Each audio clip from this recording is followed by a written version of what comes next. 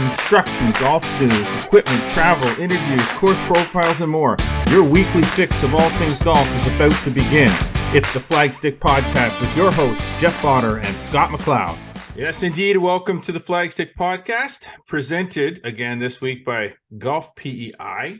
Golf Prince Edward Island is a premier golf destination in Canada, boasting the most number of golf courses per capita in the country with over 400 fairways, closer than you think.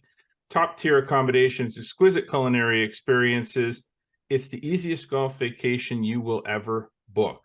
Visit golfpei.ca to book your golf vacation and tee times.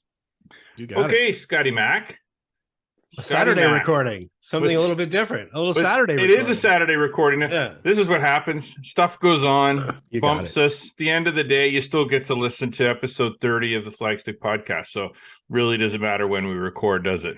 You got it. 100%. 100%. So well, lots going on. It's funny because it is sort of the off season. But golf doesn't take a break. Is there an off season? I don't know. I mean, sometimes I like to think that there is. I mean, maybe only because nobody's golfing around here outside that's what you consider the off season. But it doesn't ever seem like there's a real downtime, if you will, from season to season. So no, I mean, people are thinking about golf even when they're not able to play golf, right?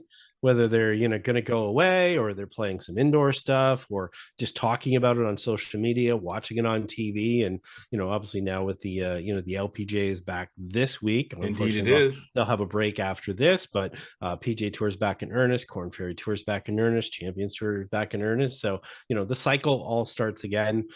Fortunately, a few people I'm sure that listen to this are down south and away and getting some time in maybe for the PGA show next week.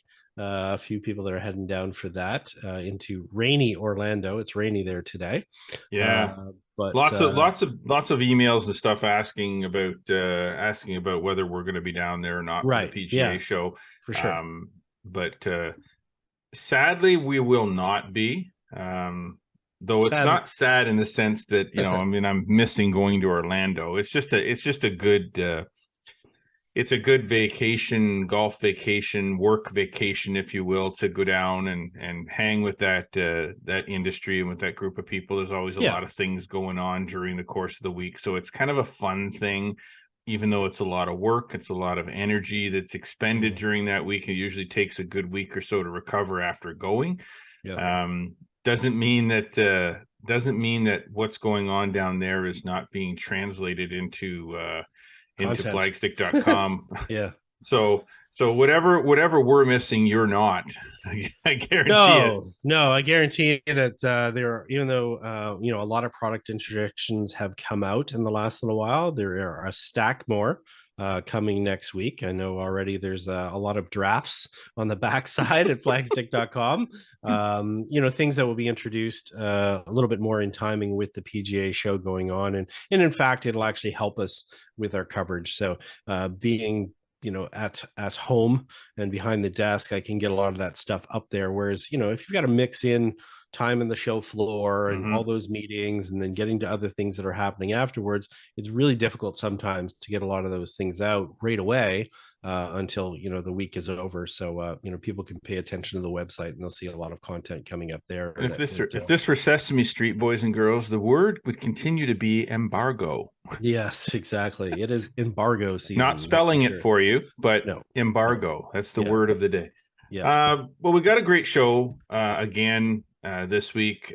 We got some things that we didn't get to last episode that we want to get to this episode, and hopefully we get to them. We still have a lot of things to talk about, so maybe we still won't get to some of that stuff. But particularly in the back nine this week, we got a topic that we wanted to touch on last episode on setting golf goals for 2023. There's an article and sort of checklist on flagstick.com that we encourage you to go and look at. Well, we're going to get into that a little bit in the back nine because that's what our back nine topic this episode is going to be. But before we get to the back, obviously we got to get to the front.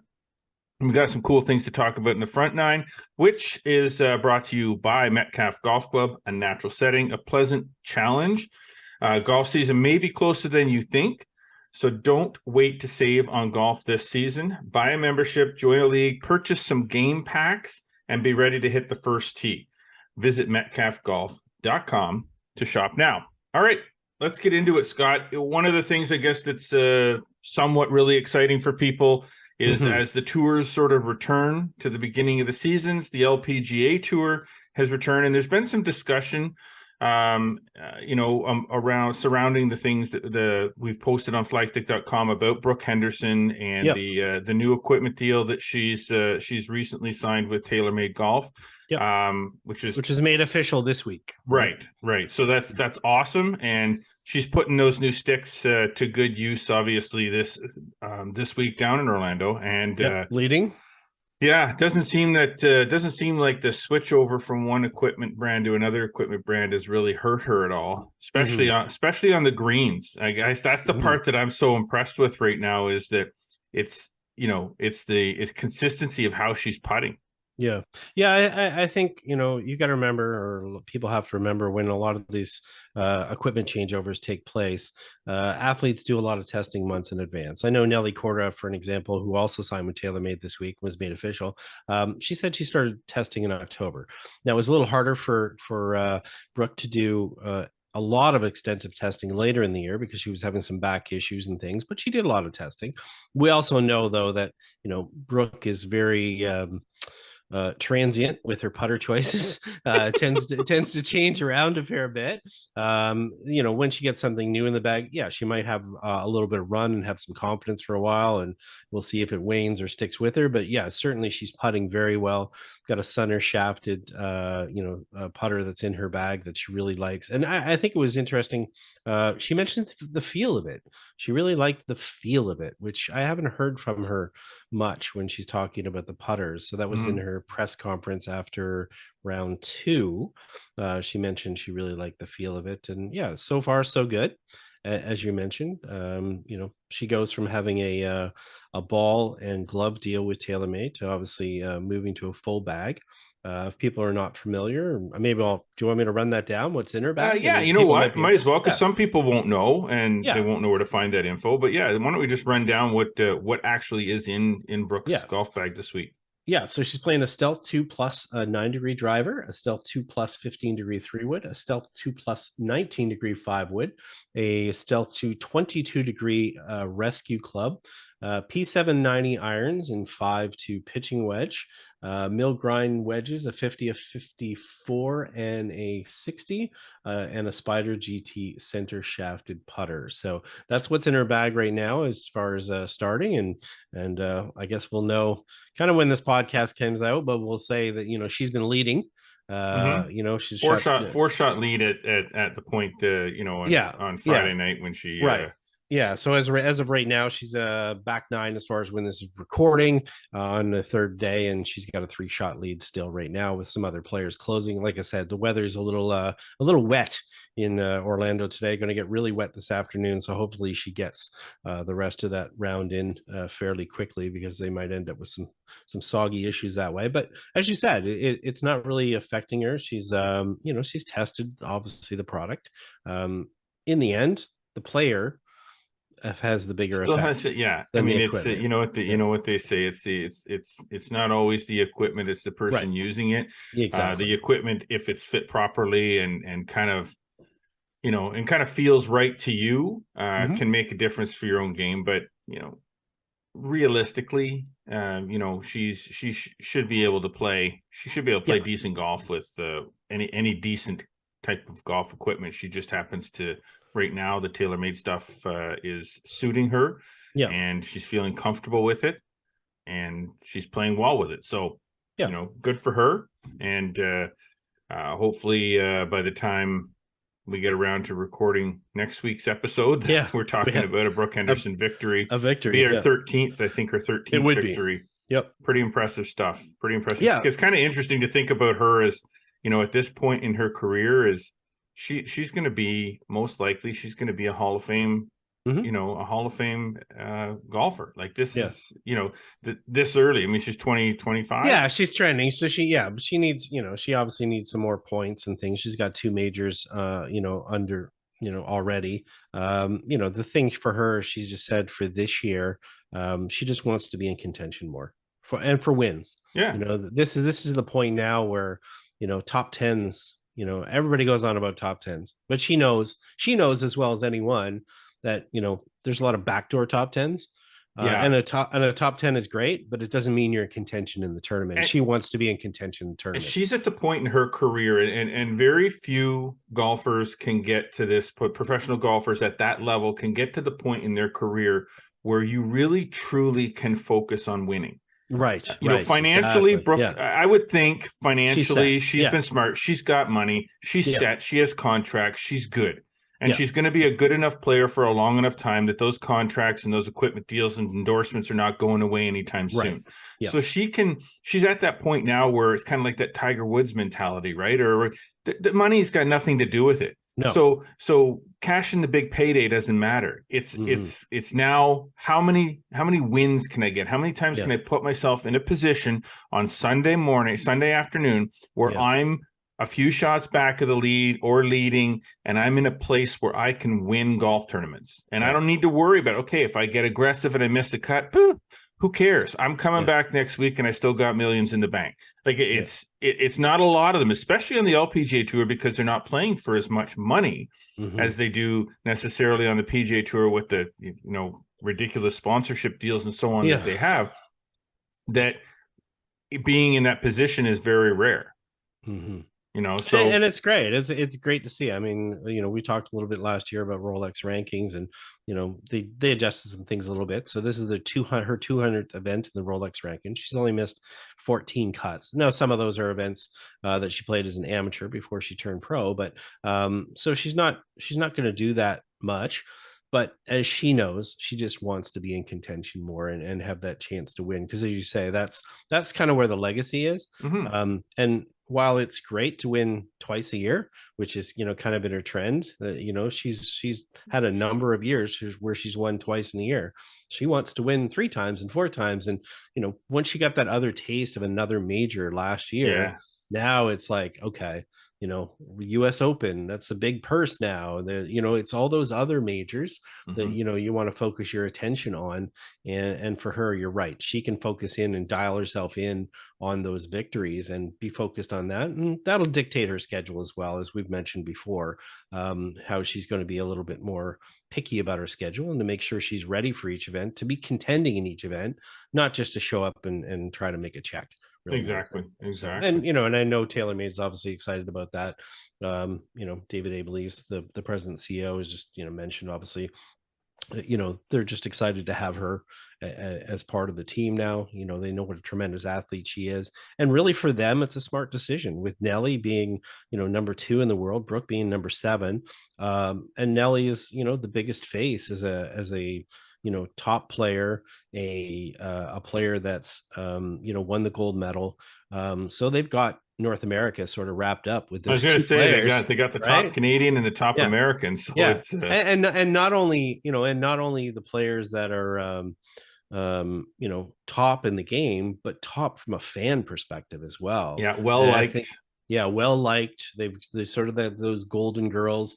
You're not worried about them having some big controversy or things like that. So, it was definitely smart signing, as much as, obviously she had a very long relationship with Ping, and that was an important relationship for a long, long time. But I'll tell you what, they have handled it well. And I can tell you, even I had a tweet yesterday regarding, Brooke's result and how she was playing after a couple of days. And Dave Wilson, who heads Ping Canada, was one of the first guys to like that. So, there's, I'm sure it's difficult for them. They would have loved to continue the relationship, but obviously there was something there that wasn't going to work out, be it financial or otherwise.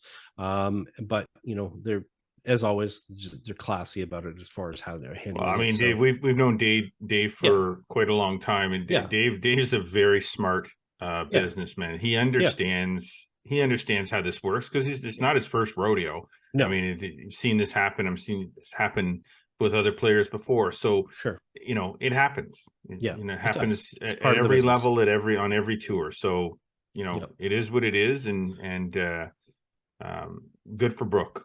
At the end of the day, Brooke's a local girl. She's a Canadian. We wish the best for her. So, it is what it is. It's done. We move on. and hopefully we're talking about a win. Yep, exactly. 100%. Scott, there's a Netflix documentary. Yes. And I don't know how deep we can get into this. It's let's it's talk a a little bit Netflix of mention documentary on the PGA Tours. Yeah. It's due to be released on in around mid-February. mid-February. Yeah, February 15th. And so we posed a question about this. Do we care? Yeah. Do we even care? Yeah. About it? Will we watch it? Will you watch it? I guess we're golf industry people, so I guess we're gonna watch it. Yeah, I think we'll watch, and I think there are people that are very interested, and it's difficult for us because we're on a different side of the industry.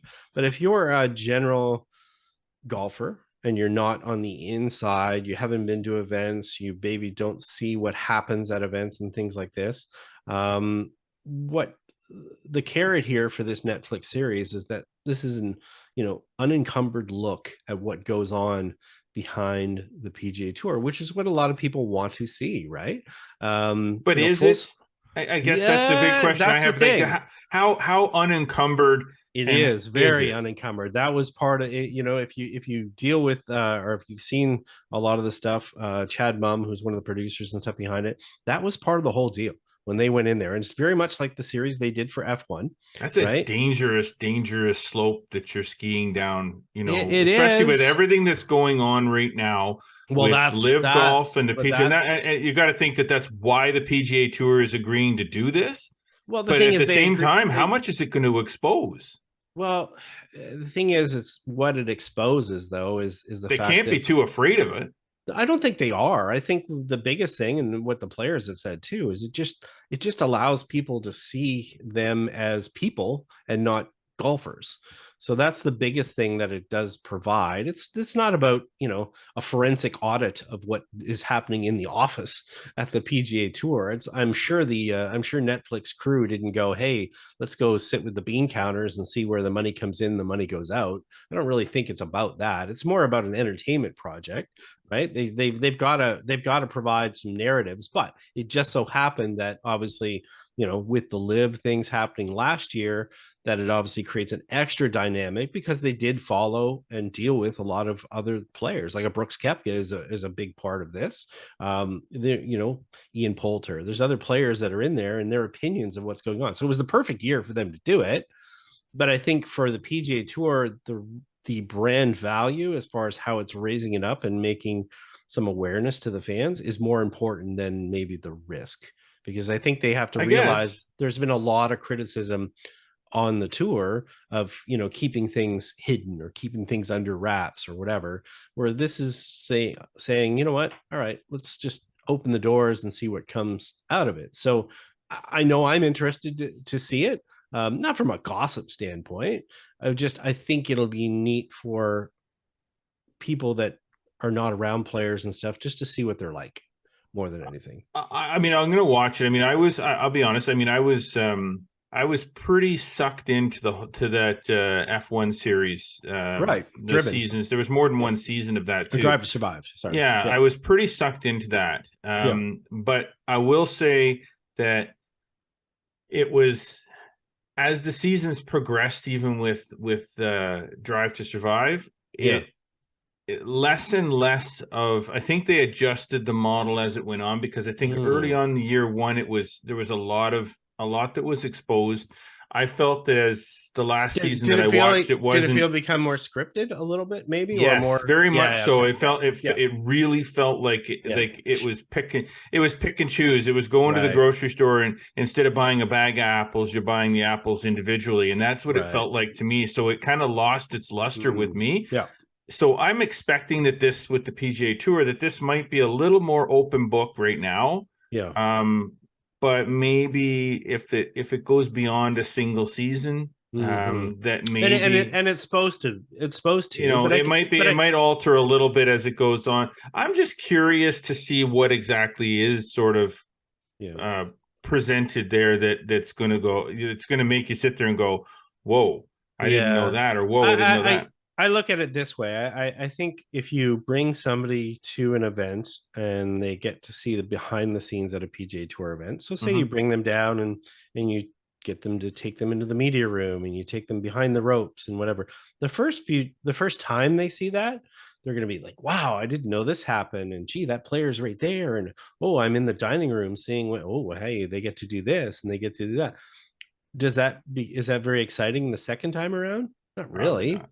I think what ends up happening is that, yeah, you're right. I think in a lot of these things, they would have to start to, from a filmmaking standpoint, almost create the narratives rather than just share the narratives that are actually happening. And that's when things don't become as exciting, because once you've seen it, is it that compelling? It Well, becomes less so, I think. one of the things that I've noticed a lot. This isn't a live conversation, by the way. No, no, not at all. But one of the things that I've noticed a lot recently, and early on in social media stuff, is when the whole live thing came out, and they're talking about these guys getting paid mega dollars to come and play the tour, right? And people that were for the live guys getting paid big bucks, and were lashing back about how top end players like Dustin Johnson, like Bubba Watson, like Tiger Woods, Rory McIlroy back in the day would get ridiculous amounts of money, appearance money, by the PGA Tour to show up at events. Now, I see the look on your face, and this is the thing that kind of gets me. It's like people don't understand that appearance money that they receive. Yes, they receive appearance money, but that appearance money didn't come from the PGA Tour. No, that appearance money comes from the tournament organizers, the tournament operators, which is a completely different thing. And it's not really, and they're not allowed to pay appearance money officially, the tournament operators. So the events, when it's happening, it's affiliated other events. So say X sponsor has an event, they basically do a deal with that agent and that player and go, "Hey, we have a clinic going on Tuesday. We will pay you to go to that clinic if you happen to come and play our tournament that week." So they cannot pay. That is in the rules, whether the tournament operator or you're the tour itself or whatever. The PGA Tour is not allowed appearance money. Because I know Bubba Watson came out and said things about how the PGA Tour actually gave him money to show up at events, and I don't believe. Well, that wasn't the case. It was the case of those events were basically providing opportunities for him to make money during the week of those tournaments, which effectively became appearance money. Right. Yeah, and the funny thing is too, when the discussion about them, getting paid mega dollars to play, to basically like a salary. It's like one of the things that I always loved about tennis and golf in particular is the fact that there's endorsements and things like that, and I get that, and that's all fine and dandy. But the one thing is, it wasn't like hockey, it wasn't like football, it wasn't like baseball, where a guy can get paid $20 million a year to play 82 games in a season, and they play like crap. If he chooses not to play well for 40 of those 82 games, then he can just play like garbage, and then in his contract year, decide I'm going to play lights out and put up big points and get a new contract. These guys have to perform week after week after week and earn those endorsements that they get paid. That puts them in that position of the things that we talked about with Brooke Henderson earlier, where they can focus on wins and they can make comments like, "I don't play for the money, I play for this." Well, guys play for the money, but you earn that position to not have to play for the money. Right. And I'm not upset now with the plan within the PGA Tour that, they offer a $500,000 earning minimum for the players, right? But the difference is with that is it's a guarantee, so that they can basically cover off their expenses more than anything. Yeah, because it does cost a fair bit of money to travel around. Because people have to understand and realize if you only make $500,000 on the PGA Tour, you've lost your card. So you're not staying there. You're not keeping status anyways or whatever. So I'm good with that. It would be more of a concern with all of a sudden they guaranteed everybody $2 million, and they were able to keep their card, and then they were able to basically go, I'll just show up. I don't really care. I'm going to get my $2 million anyways. But the other side of it too, I mean, the one thing here, we're talking about this Netflix series, of an interest standpoint, I think just basically overall, yes, I'll watch it. Do I care? And do I think it's going to be revolutionary? No. Will it be well produced? Yeah, from what I've read about it and the stories and the narrative that they go about. But I don't expect this to be so revolutionary that you're going to be going, oh, I can't wait for season 2 and season 3. Season 1 is going to be the peak. Yeah. And then it would go down for there. And then on the TV side of it, and we should mention as well that, Liv obviously signed a deal this week that, they're going to be stream. Well, yeah, but it's going to be on the CW. So the streaming happens on the Thursday, Friday. So it's only available on the app. You got to also remember, this is a broadcast deal for the US. This is where the rights are too. And Eamon Lynch has got a great article on Golf Week talking about it. And it was obviously portrayed as this massive deal. And here's all these stations that are, the CW is on in the US. Well, those are all affiliates. They can choose not to play that. And then the other side of it is it that big of a deal? Because as he mentions, and this is a great point, just because you do that broadcast deal, and whether it was CBS or whatever the case may be, you're already doing it on YouTube, which is the most connected network in the entire world on, almost 3 billion devices. And if people are not watching it on there and they had the opportunity to, what doesn't mean they're all of a sudden going to go onto the CW. Well, no. And it's just because you have an audience of say 800 million people does not mean that 800 million people are tuning in to watch live golf events or anything on that network. Yeah. That 800 million or whatever. I'm just throwing numbers. I know you're just throwing a number. Yeah. But that's the entire audience. Yes, exactly. For the entire network across the entire United States.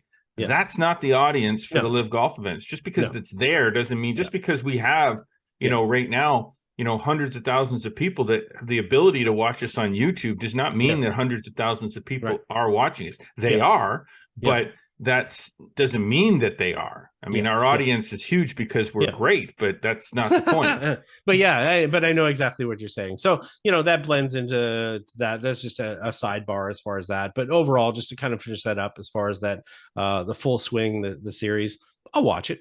Yeah, sure. I'll watch it. I watch lots of stuff on Netflix or whatever. Intrigued. Am I expecting something to learn something from it that I haven't learned before? Not really. But again, that's bias of being in the industry. Will the consumer enjoy it? Yeah, I think they will. I think they'll see some stuff. And there's a great article this week in GQ that, really talked a little bit about some of the things that are in the series. And if people go and look at that, they'll see what the players said about it as well, is that, just people will start to realize that they're human and that sometimes some of the stuff is boring and not as glamorous and not as exciting, and still going to the airports, and still sometimes they feel crappy about their game, and they feel about golf just like everyone else does. Yeah, for sure. They just happen to be doing it professionally and on a bigger stage. So so I'll watch. I'm sure you will as well. Yes, I will. I definitely will. Yeah. That's it. Okay. There were some other things that we wanted to get to in the front nine, but Scott, we as we expected, we chatted a fair bit about Brooke and about the Netflix series. So we'll just say this very quickly. A couple of big things changing at the Meadows. Dave McDonald is the new head professional at the Meadows, and Nick Search was added as the teaching professional at the Meadows. Oh, no, not the Meadows. Sorry, that should be Metcalf.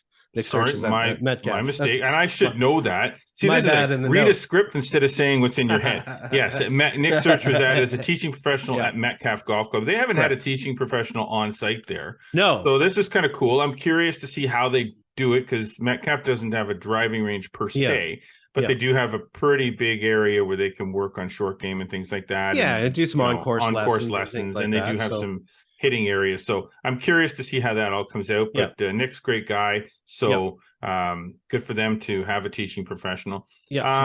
Something to look forward to in maybe the next episode of Flagstick Podcast. We want to talk more about how do more clubs need teaching pros, or do they need learning programs? So let's just leave that. Let's just leave that overhead, and we'll discuss that one in maybe episode 31 next week on the Flagstick Podcast. So sounds good. We're going to take a break. When we come back, we're going to dive into this setting golf goals for 2023 article that you wrote and posted this checklist on flagstick.com. We're going to get into it because we wanted to get into it last week, but now we're going to get into it this week. So stay with us. We'll be right back on the Flagstick podcast.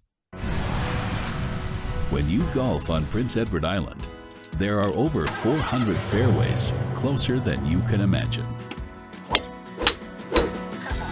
Not to mention countless miles of pristine beaches and a rich world-class culinary experience. So get here fast, then take it slow and play around on Island Time. Golf Prince Edward Island. All right, welcome back to the Flagstick podcast. I am one of your hosts, Jeff Botter, and with me, as always, is Scott McLeod, and we are diving into our back nine this week, presented by Golf Sim Gurus. Work on your game all year round in the privacy of your own home. Custom golf club golf simulators, setups built to your specs to fit your budget. Visit golfsimgurus.ca to learn more, though you're probably planning on one for next off season, not this off season, because it's long into it now. A little late to the party there. Yeah, I think so. So last episode we had sort of set in our structure that we were going to talk about goal setting, and you had done a really cool little article on flagstick.com with sort of a checklist of so people could go through and check off their goals, set their goals for the 2023 golf season. So we didn't get to talk about it last week, which happens. It'll happen all the time, but we wanted to get into it this week, and we want to talk about like do you have goals? Do you set any goals? Like, I don't know, from a personal perspective, which is kind of what this podcast is That's about. The whole point. For personal perspective, do I set goals for myself? I would say in the past, when I was playing a lot more and maybe playing more competitively, I did set specific goals for myself, of how much I wanted to play, how much I was going to set aside to practice. And there were times when I say, okay, I'm going to play every Friday with this group of people. I'm going to play every Saturday night with my wife. I'm going to play every whatever. I'm going to go to the range for an hour 3 times a week, and I'm going to spend an hour 3 times a week on the putting green working on my short game. So there was a time when, yes, I indeed did. And I documented, I wrote down these are my goals. I didn't have a checklist per se, but I did write down, this is what my plan is, put it in the calendar and tried to stick to that. And those were probably some of the better years of my golfing career. So what'd you call it? I almost said that with a straight. I started to say career. As soon as I said career, I started to laugh. I don't know if that's because I don't know if I really classify what you would my golf as a career. It's your golf life, right? It's a hindrance more than anything else. Yeah. I think the biggest thing with this is people have to realize too, it's not always just about performance. I mean, what you're trying to do, and I think you mentioned a great aspect of it there too, is saying, how much more golf do I want to play? Those can be goals too, as far as different things. So, but I think people maybe don't take a chance to or they don't take the time to reflect first off, and they don't sort of look back and, they maybe get to the end of the year and they're like, oh, I wanted to be X, or I wanted to, shoot this score. But they don't take the steps to get there. So the whole purpose of this, more than anything, is to realize and understand that, if you want to define where you got to go, you got to get a little bit of a map out and find your way to get there. It's just not going to happen by itself organically. It might, but it's it's pretty rare. It's highly unlikely that it's going to happen if you don't actually set some kind of plan in motion to make it happen and do it. Yeah, which is sort of the whole point of this. I mean, I know and I'll give my own personal experience, the same thing as you. I do set some goals. I'm not as concrete as I once was with those particular things, but I have some things in my mind where I look back over the year past from a a playing perspective or anything related to golf. Want to play more tournaments, want to do this, want to do that. But I haven't laid it out as much as I maybe have in the past. And the whole point of this article and to do this was to really set out and create a little bit of a working sheet, a template that I could work with my own students, first off, for myself, secondly.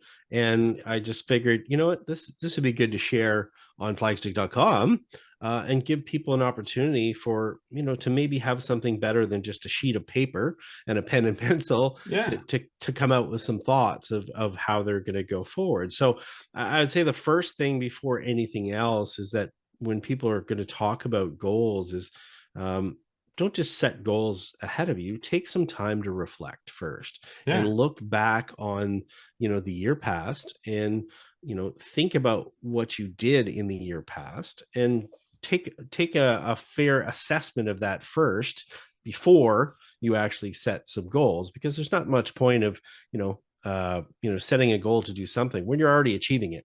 You've already done it.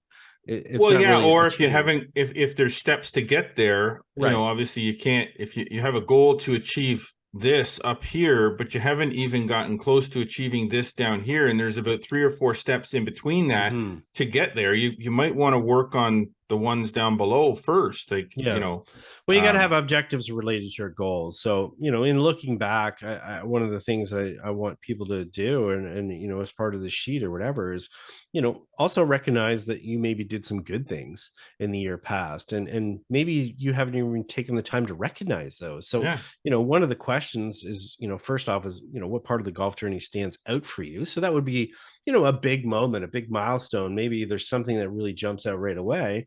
But then, you start to think about, what did I overcome? So, what did you take on and what did you get past? There's people that have a case of, injuries, limited time to practice.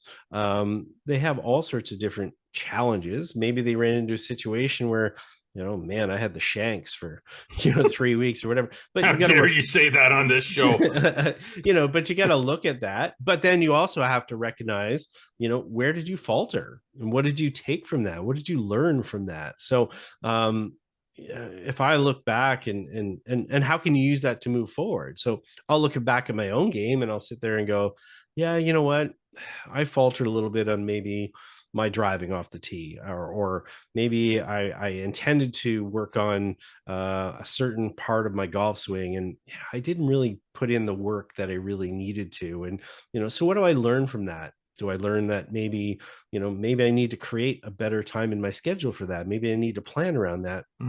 Maybe I need the assistance of a coach or some other technical aspect to look at that particular type of thing. Maybe it's a case of, maybe my equipment isn't right. So you can learn from those places where you made mistakes, but the whole goal is to flip it around and go, okay, what can I get out of that to help me kind of going forward? Yeah, no, I totally agree with that. It's for me personally, if I set the goal of minimizing the number of shanks per chip shot around the greens that I can have per round, because that directly translates into how much money I lose in a match. True. 100%. So, and I will say I did witness a few shanks. I witnessed a few shanks this morning in the old in the cave. Oh, in the cage. Yeah, that's why we have. That's freaking dangerous. That's why we have padding on the walls, right? So I mean, it does happen to even really, really good players. It's funny. Our good friend Andy McWilliams there is Golf Sim Gurus, and he has a Celtic Golf Center in Kempville. Right. And he told me the other day that they had their first hot chili pepper there. Oh yeah, hole in the wall. Oh no. Yeah, because it was a dead right. Like it was a dead right. I don't know if it was a shank or a toe job, but it was like it was happens. A Titleist Pro V1 in the drywall. Let's put it that way. I told him, I said, if there's a hole there but no ball, I said just push a ball into the hole and just leave it like that. It kind of add to the decor. Maybe you should do like a whole wall decoration of of golf balls in the wall. So maybe that'll discourage people as far as encouraging them. And when we're, that's okay. But when we're looking at that, that might be a standout moment for that person. Oh man, I was embarrassed. I shanked that one over there. I don't want to do that again. There's nothing embarrassing about shanking. No, but as we work through that and look at the reflection, if people look at the sheet, I'll talk about specific things where they'll say, what are 3 things that you achieved? What are 3 things that you got better at that helped you achieve your goals? And then here's one that people don't really kind of think about too much, but how do you feel you developed as a golfer, an athlete, or a person in the last year? Because that impacts as well.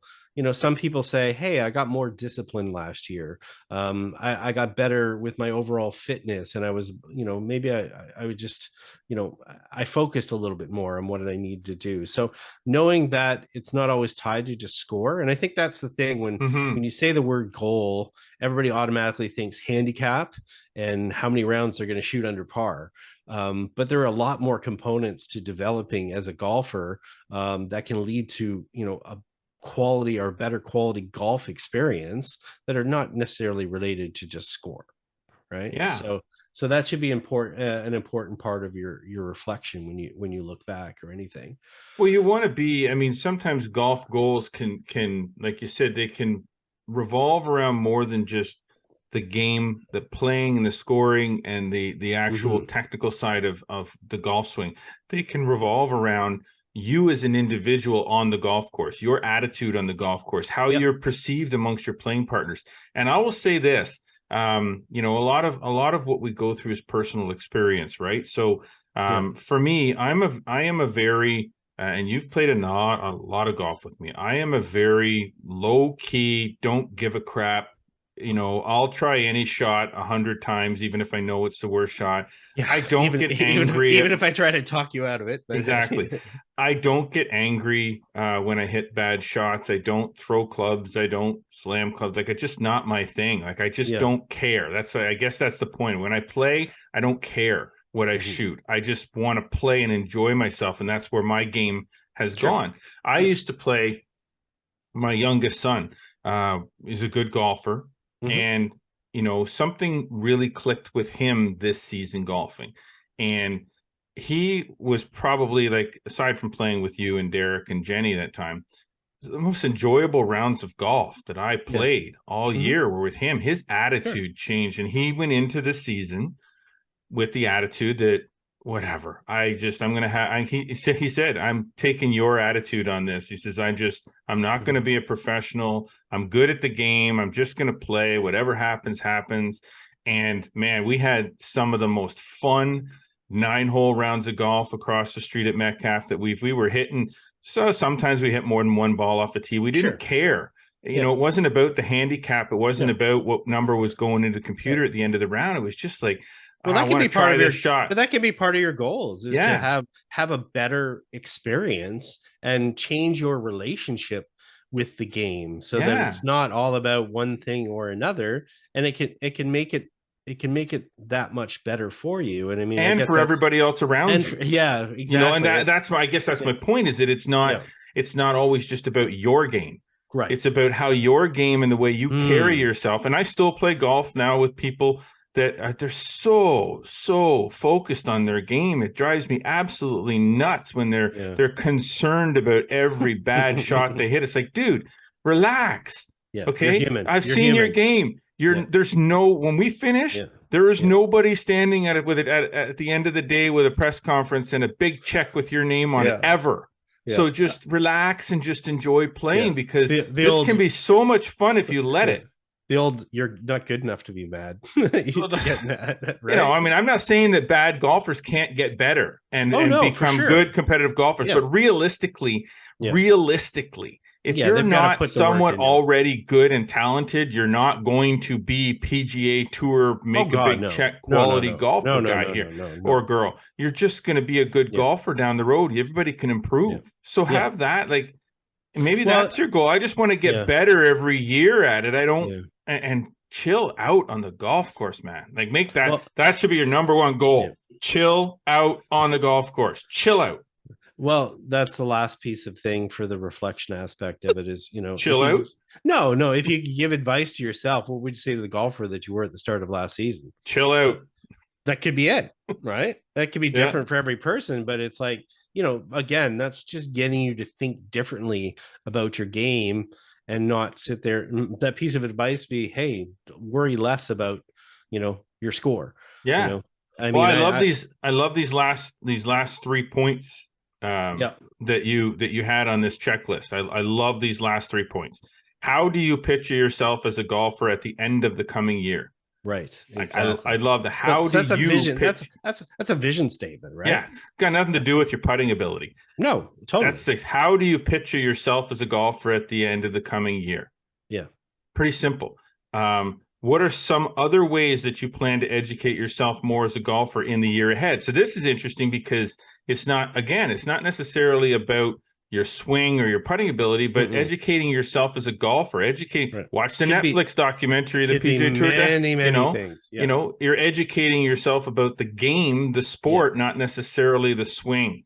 Right. You could be learning about architecture and learning how a golf course is designed. What a cool thing to kind of focus your attention a little bit on is architecture. Can you imagine you're out there playing and you're playing around a golf with your buddies and you're thinking about the drainage and you're thinking about the shape of the greens and the way the bunkers are made? How much, how much better do you think you're going to play when you're thinking about everything except what you're actually physically doing? Yeah. Because you just shut your brain off to the golf swing and you thought about, hey, that's really cool how they did that and how they shaped that and those mounds down that side and the way that bunker is this and the type of sand that they used.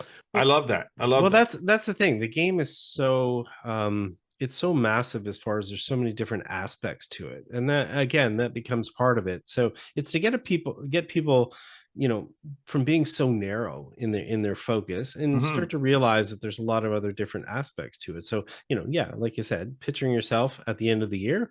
Yeah, I could picture myself in one way or the other. And it doesn't have to be, again, I'm not picturing myself, holding a trophy and my index is +2. And you know what I mean? It could be, and that's not wrong. Yeah. But that it's a bigger overall look at it. And like I said, as far as the education, and then the third one, the last one that I have in there on top of your other goal stuff, when do you mention that one there? Oh, the last one there? Yeah. What are the challenges you may face in reaching your goals this year, and how do you plan to get past them? Yeah. As I said, I love these 3 points. Because we have to recognize that, we're not, everybody, when they set goals, they're always talking about perfection, right? And they're always worried about, they're like, okay, here's this. And what they don't want to think about is they don't want to think about the negative part of it. They don't want to think about the hard challenges that it's going to take to get where they need to go. They're just putting it out there going, all right, here's the end of the road. Here's the pot of gold. I want to get to the pot of gold. Well, what are you going to face to get there? And how are you going to deal with that? I mean, in the end, for golfers, and I see this all the time with students and stuff like that. It's not the fact that you're going to hit bad shots. You're going to hit bad shots. Absolutely. It's how you react to that shot and how you use whatever happened in that situation to make you better, and how you're again how you're reacting to it. So in this, if you've got goals and you're going to face challenges, this is about understanding, realizing that you have the challenges. And then the thing is, if they do come up and they do have the challenges, you're already expecting them. You already know that, if you set out to do something and you're going to experience certain things, it doesn't come as a surprise to you. It doesn't make it as difficult because you know that you are going to face them in the first place. These are your, your obstacles. So yeah, they could be a number of different things. If, somebody sets a goal to go, yeah, you know what, I want to play every morning at 7:30. Well, that's great. But then they go, yeah, but somebody's got to put the garbage out, and somebody's got to, put the diaper on the kid, and somebody's got to drive the kids to school, and so, how are all those challenges related to that particular goal or those objectives? How do you get past that? So, some people, it may be, I need quality golf instruction, and, but my my instructor that I want to deal with is here. What's, maybe, okay, maybe I need to work remotely with that person, and I'll do less in-person sessions. And again, if you know what those obstacles are and you've sort of dealt with them, overcome them. Then you can overcome them much easier. So I think those are important. So, overall, I think if people just go and, they can go to flagstick.com. They can go right in there in the instruction section. You can read the sheet there if you want, but you can actually download the PDF that's right there, print it out. It's got space there to fill out all the different things. Add in whatever you want to it. This is not a definitive list for goal setting. You may think of something else that would be important, but make all the notes that you want. And the good part is keep this so that you can look back at the end of the year, and that will help as part of your reflection. And but also make time to look at it during the year as well, to remind yourself.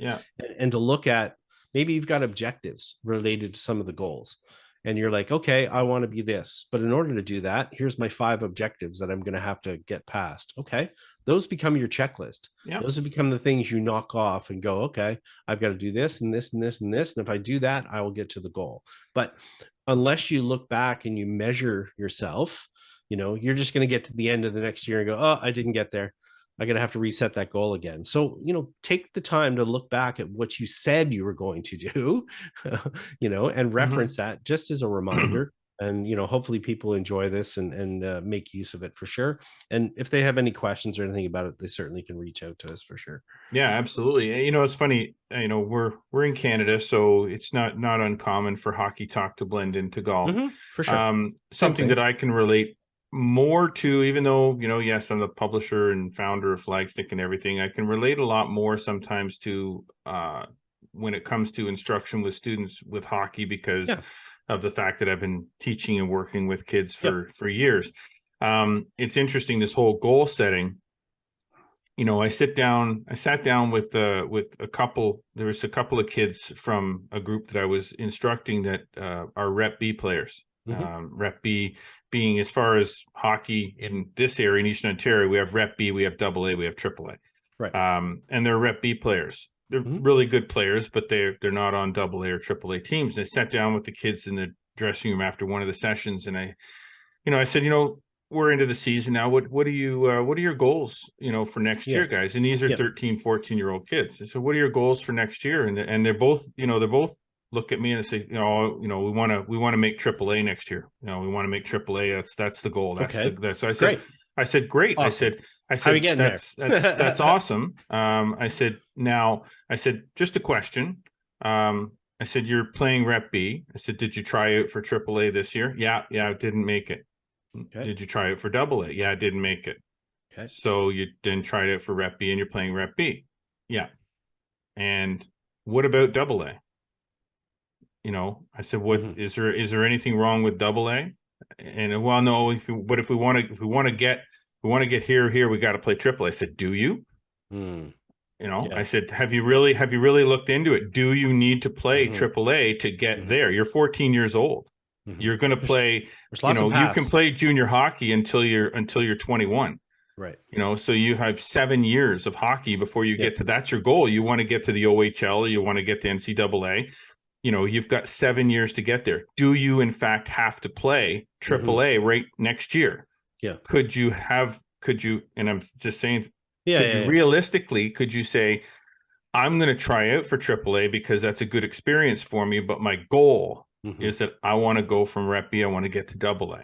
Sure. That's my goal. I want to play AA. So next year you play AA. And then when you're AA, that between the seasons, your goal, okay, and now I'm going to try it for AAA. I'm AA. I've been working hard on my game. I've set these goals. I've set these guidelines. I'm working through that process. I want to get to AAA. Yeah. Just because you want to get to the highest level that there is doesn't mean that you have to get there in one big, huge leap. You don't necessarily have to jump 3 buildings to get to where you want to go. You can jump them one at a time. Every journey, when we're talking about athletics, and we could apply this to business or whatever, and people could take this exact same sheet and put hockey terms in there rather than golf terms. But the whole point in anything is that, one, success is not linear. It doesn't just always go on a straight line one way or the other. Every single person's journey is going to be different. But the whole point is that you got to figure out what your path is to get there. And in order to get there, you have to figure out what are the barriers for me to get there. And then you got to decide, okay, how do I overcome those and actually have an action plan to do it? Hope is not a strategy. No. I've always said that. And I hear that too often from golfers is like, I hope I play better tomorrow. Well, okay. How are you going how are you going to play better tomorrow? How are you going to play better next week? How are you going to be, don't just magically say I'm going to be a two index, okay, you're at 8 now. Okay, how's that going to happen? Well, I'm just going to play a bunch. Okay, do you really think that's going to get you from there to there? There's probably other steps that are going to have to, do to get there. What are the things that are hindering you from there? And that can be breaking things down from a technical, mental, there's lots of different things. But, by laying out a game plan for yourself, and the more defined it is, it allows you to kind of tick those boxes off, but it lets you know exactly what you're missing, right? If I get a student and I say to a student, okay, keep your greens in regulation, and I have 2 students that both keep their greens and regulations as far as a stat. The one person though, if I then say, and they both come back and they say, hey, I hit 16 of 18 greens, and they look at their scores and they're both totally different. Well, the thing is, the one student, their proximity to the hole was way better. The other student, their proximity to the hole, as far as how close they hit the ball to the hole, was way worse. So from a percentage wise, they have the person that hits it closer has a much greater chance of hitting the ball, into the hole or making putts or avoiding 3 putts than the other person. Yeah. So, you got to make sure that you're okay. The goal for the other person is if I've got to increase my proximity to the hole. I've got to hit it closer to the hole. Well, then that goes back to, technical. Maybe it's their equipment. Maybe there's a lot of things that go into that. But if you don't know and you just look there and go, hey man, I hit 16 of 18 greens, I'm good. Well, you got to dig deeper in that to find those objectives to help you reach that goal, so that, your goal is not to I hit 16, I want to try to hit 18. Yeah. 16 could be the goal. Yeah, right? Exactly. The PGA Tour average is 13, but you need to hit it closer within that. So the more things that you gather and you sort of define, write down, this is just going to give you a better opportunity to push yourself forward, because it's easier to identify what your weaknesses are. And would you agree that setting those goals as realistic as possible make those goals easier to achieve, because you're not making the goal so unrealistic that it becomes unattainable, which then makes it frustrating, right, when you don't achieve it, even though you've achieved something positive, you haven't achieved the goal, and then you're looking at it going, oh, well, I wanted to do this, but I only did this. But realistically, what I did achieve is what I could have achieved. Right. And what I wanted to achieve was far-fetched. Yeah, I totally agree with that. I mean, you have to manage your expectations. If you all of a sudden set your, if you set your, well, I'll use that proximity to the hole thing. Okay, I want to average this as far as how I hit it close to the hole. Well, put that in relation to whatever a PGA Tour player does. And if all of a sudden your goal is to hit it closer than a PGA Tour player does, I gotta rethink that goal. Yeah, that's not realistic. So you have to be realistic in what you're going to do and provide some progress as far as where you're going. So yeah, you know what? Top of the mountain. If I start with a student and the first time I've ever met them, we have top of the mountain goals. And you say, what's the top of the mountain? Where do you see you? But then, top of the mountain is just that. We don't always get to the top of the mountain, but I guess, you know what? Halfway up the mountain, the view is pretty good. Yeah. Turn straight. Right. So if people just, do that, it's a good exercise in the end. And if they haven't done it before, I'd encourage them to do it. They'll probably learn a lot about themselves. And even if they can take away 1 or 2 pieces of this and gain from it, then, they could probably consider that a success. That's at least halfway up the mountain. There you go. Climbing mountains is what we do here on the Flagstick podcast. And, once again, outstanding show this week. Great that we were able to get to that topic because we really wanted to get to it this week, because we didn't get to it last week, but glad we were able to do it. Awesome show, Scott. Thanks, man. As always. I want to thank our sponsors, Metcalf Golf Club, Golf Sim Gurus, and of course our presenting sponsor again this week, Golf PEI. Golf Prince Edward Island is a premier golf destination boasting the most number of golf courses per capita in the country, with over 400 fairways, closer than you imagine. Top tier accommodations and exquisite culinary experiences. It is the easiest golf vacation you will ever book. Book your golf vacation and tee times at golfpei.ca. Glad you're enjoying listening and watching the show. I've noticed a bit of an increase in the number of views of the podcast on YouTube, so that's always positive. Be sure to follow us across all the social media networks, Instagram, Twitter, Facebook, and subscribe on Spotify, Audible, Google Podcasts, and Apple Podcasts. Do not forget to subscribe to the YouTube channel. Like us, click the notification bell to make sure you do not miss a single episode. Get over to flagstick.com. More amazing content delivered to that website every single day, including the checklist that we just talked about today, and you'll love to check that out. As always, we appreciate you tuning in. So until next week, I am Jeff Botter. I'm Scott McLeod. Remember, always go for the stick.